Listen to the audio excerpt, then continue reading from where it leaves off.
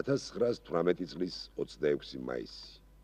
იგი არის ჩვენი სამშობლოს, ქართული კულტურის ახალი ღერძის პერიოდის საწყისი თარიღი. და აქედან იწყებს სათავეს ყოველი მოვლენა, რომელიც ქართულ ერს, როგორც დამოუკიდებელ სახელმწიფოებრივ ერთობას, გადახდა ჩვენს საუკუნეში. ქართველი ერის 100-წლოვანი განუწყვეტელი და თავდადებული ბრძოლის შედეგად 1918 წლის 26 მაისს 17 საათსა და 10 წუთზე იშვა საქართველოს დემოკრატიული რესპუბლიკა. ეს იყო ქართული სახელმწიფოს მეორედ დაბადება. ეროვნული საბჭოს მაშინდელმა თავმჯდომარემ ნოე ჟორდანიამ წაიკითხა საქართველოს ეროვნული საბჭოს გადაწყვეტილება საქართველოს დამოუკიდებელი რესპუბლიკის გამოცხადების შესახებ. მან თქვა: დღეს თქვენ აქ მოწმე იყავით ერთი ისტორიული და ამავე დროს ტრაგიკული აქტისა. ამ დარბაზში მოკვდა ერთი სახელმწიფო და ამავე დარბაზში ეყრება საფუძველი მეორე სახელმწიფოს. ამ ორ სახელმწიფოთა შორის, რომელთაგან ერთი კვდება და მეორე იბადება, შეუძლებელია ყოფილიყო ინტერესთა წინააღმდეგობა. და თუ ოდესმე პირველი აღსდგება მკვდრეთით, დარწმუნებული უნდა ვიყოთ, მათ შორის მუდამ იქნება ინტერესთა თანხმობა. ამავე სხდომაზე არჩეული იქნა საქართველოს პირველი კოალიციური მთავრობა, შედგენილი ყველა ძირითადი ქართული პარტიების წარმომადგენელთაგან. ნოე რამიშვილის თავმჯდომარეობით. საქართველომ ნაბიჯი გადადგა ერთდროულად არა მარტო თავისუფლებისა და დამოუკიდებლობისაგან, არამედ თანამედროვე სახელმწიფო საზოგადოებრივი წყობის ყველაზე სრულყოფილი ფორმისაგან, რესპუბლიკურ კონსტიტუციური პლურალური წყობისაგან. 1918 წლის 21 ივნისს მთავრობის ავტორიტეტის გაძლიერების მიზნით ნოე რამიშვილის შეცვალა ნოე ჟორდანიამ. დემოკრატიული დამოუკიდებელი საქართველოს შექმნა გამოხატავდა ქართველი ერის ნებას. ფართი ასპარეზი გადაიშალა ეროვნული ენერგიის გამოსავლენად. საქართველოს ეკლესიას ახლად მოპოვებული ჰქონდა ავტოკეფალია.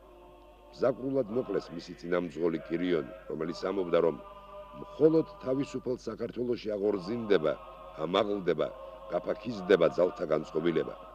მხოლოდ განახლებულ მოქალაქეობაში შევძლებთ აცდამხობილი მონობისაგან ანდერძევი, გახსნის ნეჩვეულებანი დავივიწყოთ და შეერთებული ძალღონით სამშობლოს ვემსახუროთ.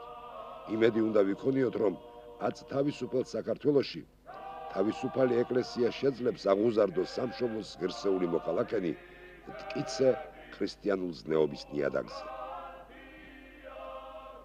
გაბრთელდა ეროვნული ორგანიზმი. აღორძინება იწყო ქართულმა სულმა. საქართველოს შეუდგა დიდ აღმართს. გასწია სანუკვარი ტაძრისაგან. ჯერ კიდევ 1918 წლის 26 იანვარს დავით აღმაშენებლის ხსოვნის დღეს გაიხსნა თბილისის სახელმწიფო უნივერსიტეტი. ახდა ქართველი ერის ოცნება. სავალალოა, რომ კინოქრონიკამ არ შემოგვინახა ეს ისტორიული მომენტი. ქართული ენა გამოცხადდა სახელმწიფო ენად. საფუძველი ჩაეყარა ახალ ქართულ თეატრს. სამარადჯამო დაჟღერდა პირველი ქართული ოპერის აბესალომ და ეთერის მირონცხებული ჰანგები. ჯერ კიდევ 1917 წელს გაიხსნა კონსერვატორია.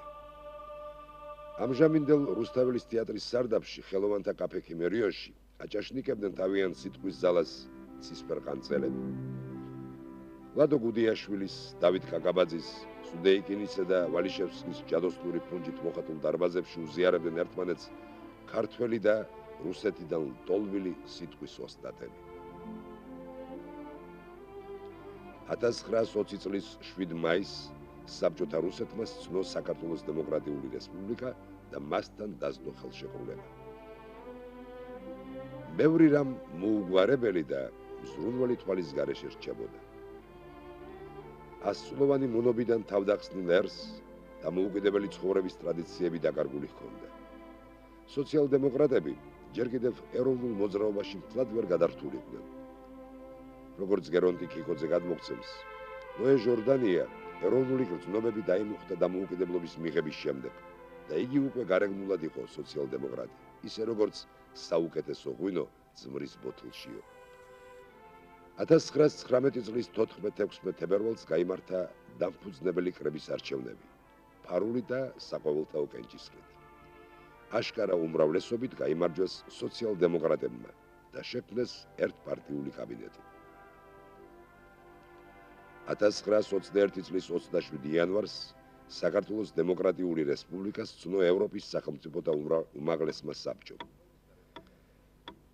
ცხოვრობდა რესპუბლიკა მძიმე პირობებში, იგერიებდა აგრესორებს, იბრძოდა ეკონომიური პრობლემების დასაძლევად და მაინც ხალხის მომავალი დემოკრატიისა და თავისუფლებისათვის ისწრაფოდა. 1921 წლის 21 თებერვალს მიიღეს თავისუფლებისა და დემოკრატიის ნამდვილი ხარტია, საქართველოს კონსტიტუცია, რომელსაც განხორციელება აღარ ეწერა. მისი მოქმედება 17 მარტს შეაჩერეს.